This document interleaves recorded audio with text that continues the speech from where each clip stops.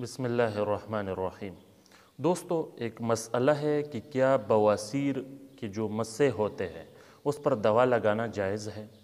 تو علماء فرماتے ہیں کہ بحالت روزہ بواسیر کے ان مسوں پر دوا لگانا جائز ہے جو باہر نکل آتے ہیں، ان پر تو اس سے روزہ فاسد نہیں ہوتا، لیکن کسی آلے کے ذریعے اندر داخل کرنا یہ جائز نہیں ہے، بلکہ صرف باہر کے مسوں پر لگانا جائز ہے دوا۔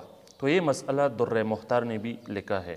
ایک مسئلہ تو یہ ہوا۔ دوسرا مسئلہ یہ ہے کہ کیا چونکہ بعض لوگوں کے مسوڑوں سے یہ خون آتا ہے، تو اس طرح سے لوگوں کا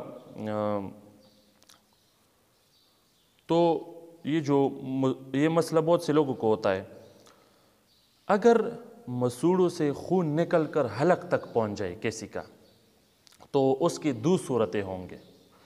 ایک صورت یہ ہے کہ اگر توک خون کے برابر ہے، توک خون کے برابر ہے یا زیادہ ہے اور حلق میں خون کا ذائقہ محسوس ہو جائے تو روزہ بالکل فاسد ہو جائے گا، روزہ ٹوٹ جائے گا اس کا۔